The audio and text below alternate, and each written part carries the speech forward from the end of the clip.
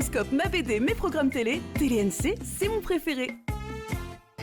Jean-François Baudin vous propose chaque semaine Marque-Page. Marque-Page, le rendez-vous littéraire de Radio Rythme Bleu pour les amoureux de la lecture et ceux, nous l'espérons, qui vont le devenir. Marque-Page à retrouver le jeudi à 17h et le samedi à 12h30 sur RRB. Il était une fois au château Hagen. Le dernier samedi de chaque mois, la culture s'installe au château Hagen. Un rendez-vous familial gratuit et toujours différent. Concerts, expos, spectacles, ateliers d'art, à chaque samedi sont pleins de culture. En vous abonnant au Facebook du Château Hagen, vous ne manquez aucun de ces événements. La province sud, agir pour l'avenir. RRB, 16h, 19h, le Tout Info. Le Tout Info sur RRB, des flashs à 16h, 17h, votre journal Info Soir à 17h45. Bonsoir à toutes et à tous et bienvenue dans Info Soir pour tout savoir de l'actualité en Nouvelle-Calédonie et dans la région Pacifique. Les journaux d'Europe 1, Vincent Hervouette, l'interview de Sonia Mabrouk, la revue de presse internationale. Ce matin aux États-Unis et en Chine, mais d'abord première étape au Brésil. De l'humour, de la musique, des rubriques et le jeu du totem. Quelle est votre question pour le totem ? 16h, 19h du lundi au vendredi, le Tout Info sur RRB pour être les premiers et les mieux informés. Pour Noël, Nespresso vous rembourse 50% de votre machine en crédit café. Profitez-en pour découvrir nos cafés en édition limitée inspirés des gourmandises des fêtes. Rendez-vous dès maintenant dans votre boutique Nespresso, par téléphone au 050 200 ou sur notre site internet www.nespresso.nc. Offre soumise à conditions valable jusqu'au 15 janvier 2024 et dans la limite des stocks disponibles. Conditions disponibles chez Nespresso Nouvelle-Calédonie. Boula boula! Vivez une aventure hors du commun avec Fiji Airways. Lancement des tout nouveaux vols directs Nouméa Fidji. Réservé jusqu'au 30 novembre pour bénéficier de tarifs aller-retour incroyables vers Fidji. Le vol avec un bagage enregistré à partir de 24 000 francs seulement. Profitez également de connexions directes via Fidji vers Los Angeles, San Francisco ou Vancouver. Réservez dès maintenant sur FidjiAirways.com ou directement avec votre agence de voyage. Offre soumise à conditions sous réserve de disponibilité. Construisons notre pays. Économisons l'énergie. Il est 12h05, c'est l'heure des jeudis de l'économie. On retrouve Jean-François Baudin et ses invités. Les jeudis de l'économie avec la BCI. BCI, la banque partenaire de tous les entrepreneurs calédoniens. Les jeudis de l'économie Radio Rythme Bleu, bonjour à tous, avec une question ce midi. Elle fait d'ailleurs écho à la semaine de l'économie sociale et solidaire. Faut-il créer et développer encore en Calédonie des coopératives agricoles ? Est-ce un modèle adapté au monde agricole calédonien et au réseau de distribution ? C'est donc le thème de cette émission avec les 5 invités qui sont avec nous aujourd'hui. Franck Souris-Lavergne qui est membre de la COP1, Jean-Philippe Bougot qui est élu à la Chambre d'agriculture et de la pêche, Oméra Nesline qui est la présidente de l'agence rurale et Pierre Klein qui est vice-président du Crédit Agricole Mutuel. Bonjour à tous les 4. Bonjour. Et nous sommes en ligne également avec Nathaniel Cornuet qui est le directeur de la DDET en Province Nord et qui est avec nous par téléphone. Bonjour. Oui, bonjour à tous. Merci à tous les 5 d'être venus pour parler de ce sujet dont on parle assez peu. C'est l'organisation finalement de la distribution des produits agricoles en Nouvelle-Calédonie. Il y a un certain nombre de structures qui existent, mais ces coopératives dont on va parler là, on va essayer de comprendre comment ça fonctionne. Est-ce que c'est un modèle qui est adapté et qui pourrait même se développer dans l'avenir, sachant, Franck Souris-Lavergne, qu'il existe déjà des coopératives agricoles en Nouvelle-Calédonie et notamment la COP1. Oui, tout à fait. C'est un modèle qui existe. C'est un statut qui est permis en Nouvelle-Calédonie. En fait, une coopérative agricole, c'est un regroupement de professionnels qui s'associent sous ce statut-là pour pouvoir mutualiser des moyens. Pour ce qui est de la coopérative La COP1, c'est les moyens de distribution de leurs marchandises. Donc en fait, c'est une vision où plutôt qu'on se voit en concurrent, on se voit plutôt en tant que collègue pour un même objectif, celui d'approvisionner le marché. Et donc, en plus de mutualiser les moyens, on organise entre nous notre production pour éviter les effets de surplus et de manque qui peuvent être vraiment problématiques, notamment sur un petit marché comme le nôtre, quoi. Est-ce que ça veut dire, Jean-Philippe Bougot, qui suivait ce dossier, vous, à la Chambre d'agriculture et de la pêche, qu'il existe plusieurs types de coopératives? Ça peut aller jusqu'à l'organisation aussi de la distribution, mais ça peut être simplement la collecte d'un certain nombre de produits alimentaires. Enfin, est-ce qu'il existe plusieurs types de coopératives ou est-ce que finalement le fonctionnement est le même? Alors oui, il existe plusieurs types. Après, la coopérative comme la COP1 est vraiment tournée, on va dire, sur la distribution. Ça peut être également des regroupements de marchandises. Par exemple, pour des lots comme des céréales ou des choses comme ça peut être regroupé ensemble. Et après, on va avoir aussi des choses pour pouvoir regrouper, on va dire, l'utilisation de matériel. Est-ce que la mise en place d'une coopérative demande des moyens financiers importants au départ ? Alors, tout dépend du type de coopérative et des intentions, mais par exemple pour tout ce qui va être distribution, ça implique d'avoir du stockage, ça implique aussi d'avoir des choses pour les livraisons, donc forcément il y a un coût de départ qui est important, d'où l'intérêt de pouvoir mutualiser entre plusieurs producteurs. Oui, Franck Souris-Laverne, sur l'exemple de la COP One. Oui, alors nous on a démarré avec pas grand-chose au départ et puis au fur et à mesure on s'équipe. Mais effectivement, le but de la coopérative c'est d'avoir des moyens mutualisés. Donc qui dit moyens dit qu'il faut y investir. Et là aujourd'hui j'en profite parce qu'en fait on a un petit trou dans la raquette en Calédonie parce que le statut coopératif existe, mais en fait on n'a pas le cadre juridique qui permet notamment de pouvoir bénéficier de financement ou de la défiscalisation. Donc oui, les coopératives, c'est de la mutualisation, donc il faut pouvoir accéder à des moyens, il faut pouvoir investir, et aujourd'hui on a un petit peu du mal. Pour ce trou dans la raquette, c'est bien sûr le Congrès qui doit prendre des décisions. Je ne suis pas spécialiste, mais oui, en tout cas, on se rend compte en discutant qu'il y a des manquements dans la législation. Omerane Esline, vous êtes donc la présidente de l'Agence rurale qui a notamment comme rôle d'assurer la régulation d'un certain nombre de produits. Est-ce que justement ces coopératives sont pour vous un outil important, notamment dans cette perspective de régulation de certains marchés ? Bien sûr. Alors oui, bonjour à tous. Effectivement, comme l'a rappelé le responsable de la coopérative COP One, Franck, donc les coopératives jouent un rôle central justement dans la chaîne de valeur en matière d'alimentation, d'agriculture, etc. J'ai eu l'occasion de le rappeler cette semaine dans le cadre de la semaine de l'économie sociale et solidaire, que dans les années 70-80 notamment, on a connu une floraison de coopératives dans le pays, et notamment dans les zones province des îles, province nord. Et effectivement, ces coopératives-là se sont essoufflées parce que manque de cadres, manque de moyens, etc. Et effectivement, on se rend compte qu'aujourd'hui, il faut réformer le statut des coopératives, qu'elles soient agricoles. On parlait justement, on sortait de la Chambre des métiers de l'artisanat, des coopératives d'artisans, etc. Le statut de coopératif, effectivement, doit être réformé à l'échelle du Congrès, du gouvernement. Il faut savoir que les coopératives en Nouvelle-Calédonie sont régies par des textes notamment qui sont portés par la DAVAR. Et en ce qui concerne l'agence rurale, effectivement, nous avons des missions de régulation, etc. Donc, en termes d'accompagnement, on accompagne justement les coopératives, les entreprises qui œuvrent en la matière. Et justement, à l'heure où on parle de transition agroécologique, de sécurité alimentaire face aux enjeux cruciaux que connaît notre pays, mais le monde entier également, oui. Alors Nathanaël Cornuet, vous êtes directeur de la DDET en province Nord. Comment vous regardez ce développement des coopératives ? Vous souhaitez qu'il soit amplifié, qu'il s'accentue ? Vous avez une politique à mettre en œuvre spécifique sur ce point-là ? Donc effectivement, pour la province Nord, alors c'est la DDE, direction du développement. Pas de souci. Effectivement, on a un nombre de coopératives agricoles qui est pour l'instant assez restreint. On a 3 coopératives agricoles qui fonctionnent bien, une à Pointe-Boute, une à Calagomène et une à Point-Nimier.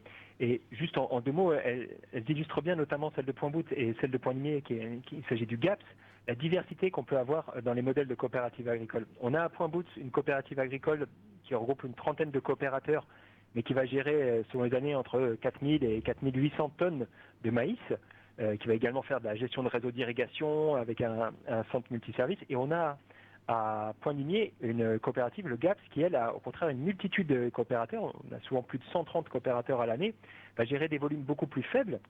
On va parler d'une trentaine à une cinquantaine de tonnes de produits de la terre qui vont être collectés, transformés et commercialisés, mais qui a un rôle de structuration qui est juste essentiel sur la côte Est. Donc au niveau de la province Nord, on souhaite effectivement poursuivre l'accompagnement qu'on mène actuellement pour voir se développer en fait le nombre de coopératives, parce qu'elles sont pour nous au même titre. On en parlait hier lors de la journée organisée à Point-Limier autour des acteurs de l'ESS, au même titre que certaines associations et que les GIE. Ils jouent un rôle essentiel dans la structuration de la commercialisation des produits de la terre et des produits de la mer. Alors on a compris que c'est un outil qui était utile au monde agricole en général, aux producteurs bien évidemment, parce que d'une certaine façon, Franck Souris-Laven, on peut dire que ça les décharge d'un certain souci. Ils produisent, ils mettent à la coopérative et après, le réseau de distribution, normalement, il ne s'en occupe pas comme il pourrait s'en occuper. Donc il y a une certaine tranquillité finalement. Oui, alors ils ne s'en occupent pas directement, effectivement. En fait, on mutualise, quand on dit qu'on mutualise les moyens de distribution, c'est-à-dire qu'en l'occurrence, on emploie des personnes pour s'en occuper. C'est juste qu'elles sont mutualisées entre plusieurs entreprises plutôt qu'à la charge d'une seule. Donc on a la gestion de l'outil, on a la gouvernance. La gouvernance, elle est entre les mains des producteurs.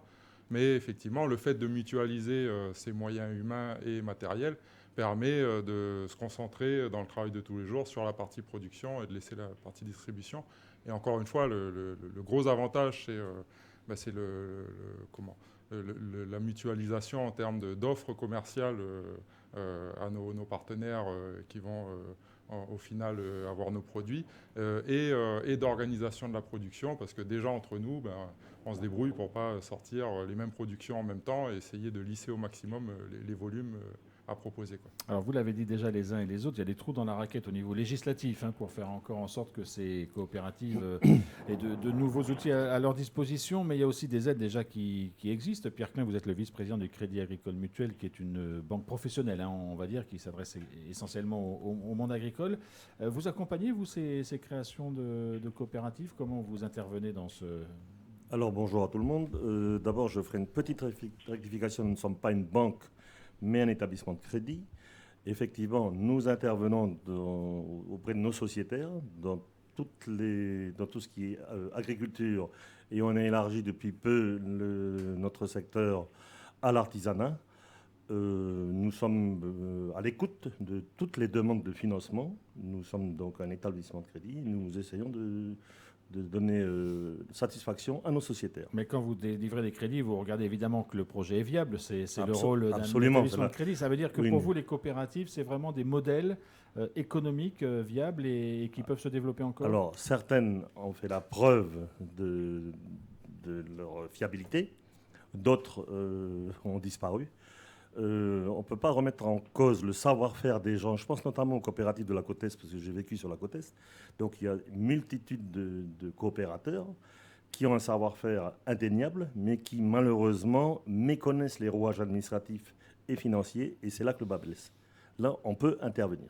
Alors le bât blesse sur ces questions-là. Est-ce que justement, Jean-Philippe Bougaud, c'est aussi le rôle de la Chambre d'agriculture, évidemment, de faire en sorte que tous les acteurs concernés se rencontrent pour monter un projet de cette nature, qui est aussi un accompagnement proposé éventuellement? Est-ce que c'est des choses sur lesquelles il y a des réflexions engagées? Alors oui, il y a effectivement des réflexions engagées. Il y a encore pas longtemps, on a fait une mission, notamment à La Réunion, pour revoir un petit peu comment se passaient les coopératives là-bas, avec des choses très intéressantes, puisqu'on a pu voir des coopératives qui avaient plus de 20 ans, qui fonctionnaient très bien, avec un rouage déjà bien rodé. Par contre, on a pu remarquer aussi qu'ils avaient des aides auxquelles on n'a pas accès en Calédonie, puisqu'il y a des aides européennes, puisque c'est un département, donc ils ont le droit aux aides européennes qui peuvent aller jusqu'à 70% des investissements dans les coopératives. Donc c'est quand même beaucoup. C'est un point qui n'est pas négligeable pour pouvoir démarrer correctement dans une coopérative. On a pu voir aussi que souvent les coopératives se sont lancées correctement quand il y avait des personnes, on va dire, moteurs, qui ont su tenir autant dans les bons moments que dans les moments les plus bas, et aussi dans les moments de crise. C'est-à-dire arriver au pied du mur où il y avait des problèmes soit de commercialisation, soit des problèmes climatiques ou des choses comme ça, qui ont obligé les producteurs à se regrouper et du coup à pouvoir avancer. Franck Souris-Laven, reprenons l'exemple de la COP One, elle existe depuis combien de temps? Depuis 2017. Est-ce qu'elle a eu des moments difficiles? Est-ce que vous êtes interrogé à un moment en disant est-ce que c'est le bon modèle finalement? Est-ce qu'on n'aurait pas dû choisir autre chose? Est-ce que vous êtes accroché quand ça a été compliqué? Oui, alors ceux qui sont encore là depuis le début, effectivement, ils croient au modèle et donc je pense qu'une fois qu'on a commencé à travailler sur ce modèle-là et qu'on y croit, on n'envisage plus d'autres moyens de fonctionner parce que en fait, c'est effectivement, comme l'a dit Jean-Philippe, ça repose sur l'humain Et je pense que c'est le meilleur gage de viabilité d'un projet. C'est-à-dire que là, la considération de travailler en groupe et qu'en groupe on est plus fort que tout seul, elle remporte sur d'autres. Et donc voilà, oui, il y a eu des moments difficiles. Aujourd'hui, la coopérative se porte mieux. Effectivement, je pense qu'un soutien serait vraiment bénéfique sur ce modèle-là. C'est pas parce qu'on y croit et qu'on y est que je dis ça. C'est aussi parce qu'en fait, en regardant les choses sur les spécificités calédoniennes, ça répond vraiment à pas mal de problématiques. Comme je l'ai dit, la petite thèse de notre marché qui entraîne rapidement des surproductions ou des sous-productions. Mais aussi notre organisation sociale, la brousse, on est sur des terrains isolés, mais en même temps on vit de manière collective, et donc ça regroupe aussi cette qualité-là, et donc on associe quelque part le business à un modèle social et pour un meilleur approvisionnement. Donc voilà, c'est quand même un modèle solide, et c'est montré à travers le monde, puisque durant les crises financières, en fait, ce sont les structures qui résistent le mieux aux crises. Il y a encore des études qui le montrent, notamment sur celle de 2008. Le seul secteur où il continue à avoir de la croissance économique malgré la crise, c'est le secteur coopératif. Nathaniel Cornuet, vous avez évoqué ce qui existait aujourd'hui en province Nord en termes de coopératives. Est-ce qu'il y a des projets aujourd'hui qui sont dans les tuyaux, dans les cartons? Est-ce qu'il y a de nouvelles créations possibles, voire engagées déjà de coopératives agricoles?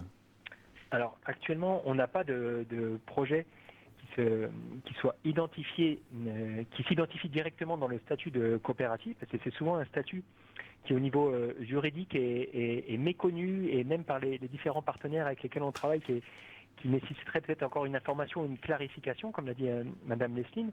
Et donc les porteurs de projets se tournent pas forcément automatiquement vers le statut coopératif, vont plutôt aller dans le statut d'association ou de GIE.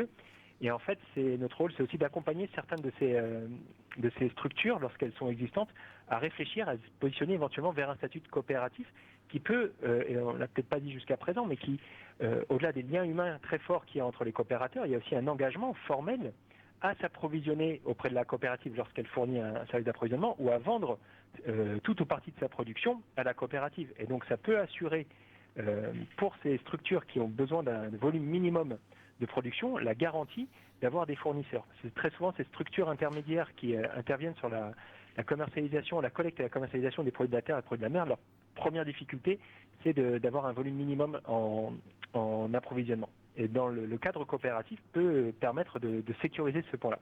Donc on est plutôt dans un accompagnement à la réflexion sur certaines structures pour s'interroger sur un passage d'un statut à l'autre. J'en reviens vers vous, Pierre Klein. On a évoqué, vous avez parlé de la stabilité finalement du modèle coopératif, même si tout n'est pas réglé une fois qu'on a créé une coopérative. Il y a d'autres modèles qui existent. Il vient de le rappeler, Nathaniel Cornuet. Il y a par exemple les GIE ou un certain nombre d'associations. Toutes ces structures, pour vous, ont la même stabilité, la même fiabilité, ou vraiment il faut regarder dans la mesure où ces structures, quelles qu'elles soient, sont sociétaires de notre établissement. Elles sont au même niveau que n'importe lequel de nos sociétaires. On a bien parlé des freins, notamment en matière de levier administratif, mais on a oublié de parler également des leviers. Il y a un sujet qu'on n'a pas évoqué, c'est l'écoulement des produits. On a parlé d'approvisionnement des produits, mais on n'a pas parlé de l'écoulement des produits. Et c'est vrai que les coopératives permettent un écoulement des produits plus sûr, moyennant évidemment une contribution à la coopérative, ce que je trouve normal. Par contre, je mettrai un bémol sur l'individualité broussarde. Il faut changer les mentalités, parce que notamment en matière d'entretien du matériel, il y a eu des essais par le passé qui ont été faits et qui n'ont pas forcément été concluants.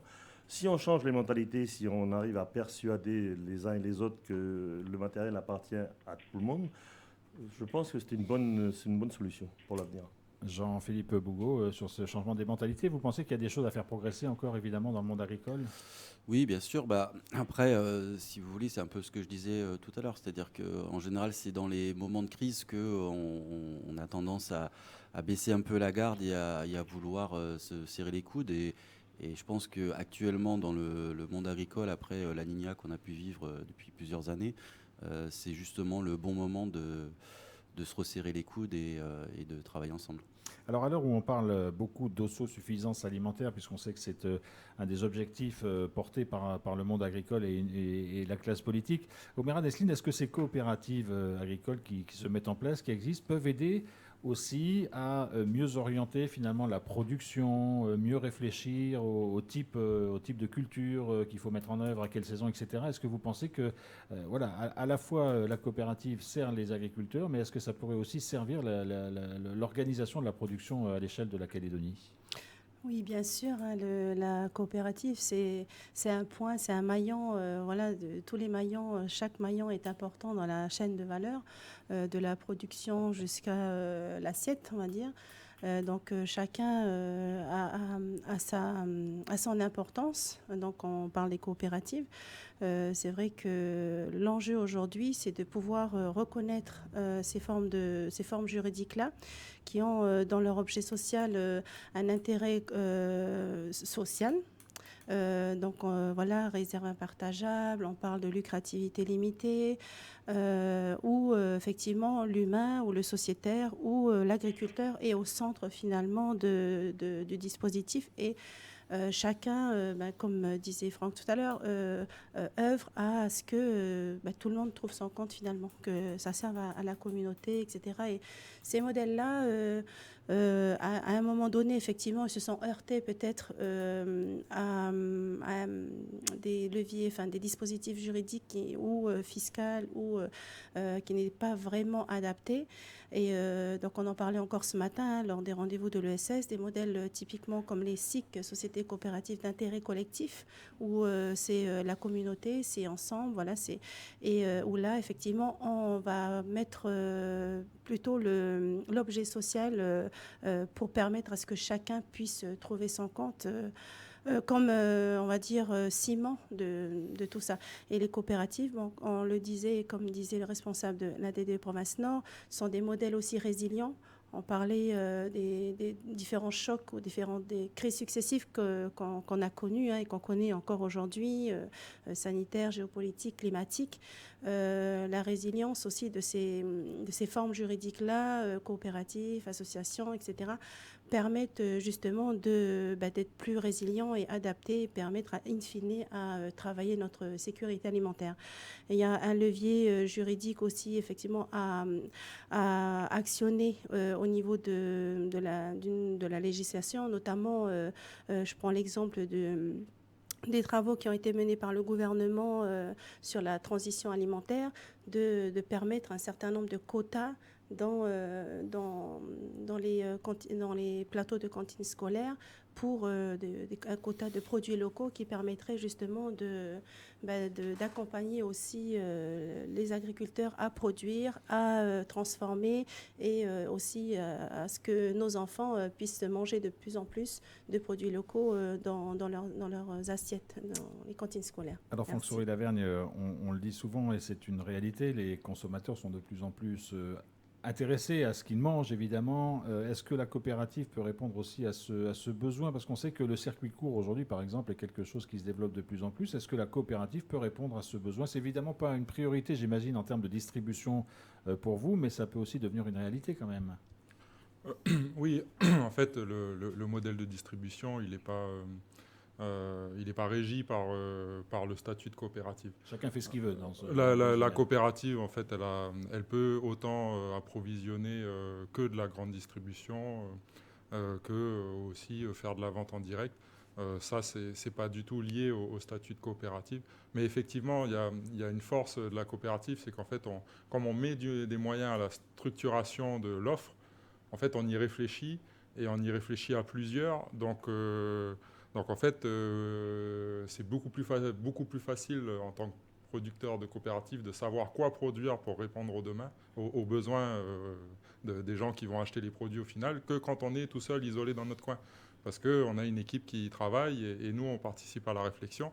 Et encore une fois, on s'organise entre nous pour essayer de ne pas proposer aux consommateurs une offre de 3 produits, mais essayer plutôt de diversifier, d'avoir un maximum d'attractivité en fait, et pour au résultat mieux s'en sortir, mais aussi répondre, quand on répond aux besoins des consommateurs, à la fin, normalement, ils mangent aussi plus de fruits et légumes. Et oui, ils ont intérêt. Et c'est bon pour la santé. Et c'est bon pour la santé. Mais c'est vrai que, voilà. Je voulais revenir sur parce qu'on en a un petit peu parlé, mais c'est vrai que le facteur humain est très important dans les coopératives. Et c'est le gage de réussite. C'est ce qui fait que la coopérative est un modèle résilient. Mais c'est aussi, ça peut être aussi une condition d'échec. Et je voudrais dire là-dessus qu'en fait, la coopérative ne se décrète pas. Mais elle doit être un choix de ceux qui la composent. Nous, si on doit retenir quelque chose de la petite histoire de la COP One, c'est ça, c'est qu'en fait, on doit proposer un modèle avec des règles claires et les gens qui s'y inscrivent, ils y vont avec une pleine volonté et à ce moment-là, ça marche. Voilà. Vous confirmez, Nathaniel Cornuet ? Alors, complètement, et je reviens vraiment sur ce point des facteurs clés de succès ou d'échec. Madame Lessing l'a rappelé, on a un historique assez important de coopératives en province nord. Et ce qu'on constate, c'est que au-delà du savoir produire ou du savoir vendre, c'est vraiment le savoir s'organiser tous ensemble, le savoir gérer une structure, qui est souvent la compétence clé et qui est celle qui a pu faire défaut dans le passé, dans la réussite ou l'échec justement donc l'échec en l'occurrence de certaines structures coopératives. Donc je confirme ce point tout à fait. Ouais. Et c'est en ce sens qu'il est important pour les collectivités d'apporter au-delà des aides financières qui bien sûr sont majorées pour les coopératives, mais d'apporter également un soutien à la structuration et à l'organisation administrative. Et ça, on le met en place les différentes provinces avec des partenaires comme par exemple la CCI qui vient accompagner les coopératives sur la gestion et la comptabilité. Alors pour aller jusqu'au bout du raisonnement et dans ce qu'on vient de dire, est-ce qu'un jour on pourrait voir installer à Nouméa ou ailleurs, et peut-être que ça existe déjà et que ça nous a échappé, un magasin qui serait le magasin d'une coopérative et qui permettrait de vendre en direct ça existait par le passé, il y avait la coopérative de Lifou. Et pourquoi ça n'a pas marché ? Voilà, je l'ignore, mais j'ai connu la coopérative de Lifou florissante. Ouais. Tous les producteurs venaient déposer leurs produits. Jean-Baptiste Bougout, on pourrait aller jusque-là un jour, pourquoi pas ? Ça pourrait intéresser la Chambre d'agriculture de monter quelque chose ? Oui, c'est des choses qu'on a pu voir par ailleurs. Il me semble que la COP One a fait des essais là, d'ouverture aux particuliers. Il me semble, j'ai cru voir ça certains week-ends. Là. Donc il y a quand même des essais qui ont été faits récemment. Je ne sais pas trop ce que ça. Mais on pourrait aller plus loin, Franck Souris-Daverne, sur ce. Oui, non, mais effectivement, il y a peut-être un appel du consommateur vers ce modèle-là. Nous, on l'essaye un petit peu pour voir ce que ça donne. Il faut de tout. Il faut diversifier l'offre pour permettre au consommateur d'avoir ce qu'il veut. C'est ça l'objectif. Ouais. Excusez-moi. Allez-y, Nathaniel Cornuet. C'est déjà le cas pour le GAPS, un point limier qui a son magasin de vente en direct des produits des coopérateurs. Et ça marche. Et ça marche. Et c'est extrêmement intéressant pour les coopérateurs en fait de pouvoir retrouver leurs produits. Et il y a quelque part une certaine fierté. Également avoir ces produits soit entiers, mais également les produits qui sont transformés. Donc hier, il y avait une journée porte ouverte du dock de transformation. On pouvait voir les transformations en confiture, la torréfaction du café, la mise en pot du miel. Les coopérateurs voient directement le produit fini et il est vendu sur place. Donc ça correspond à un besoin très actuel en plus. Hein. Exactement. Merci beaucoup à tous les 5 d'avoir participé à cette émission sur cette mise en place et ce développement des coopératives agricoles. Un dossier à suivre d'ailleurs, parce qu'on peut imaginer qu'il y a d'autres initiatives qui vont naître dans les mois ou les semaines qui viennent. En tout cas, c'est un magazine, si vous êtes intéressé, que vous pourrez retrouver dans quelques instants sur notre site internet rrb.nc. Merci à tous les 5. C'était les jeudis de l'économie avec la BCI. C'est vous l'énergie qui façonnera le monde de demain. Votre capacité à le faire dépend des décisions que vous prenez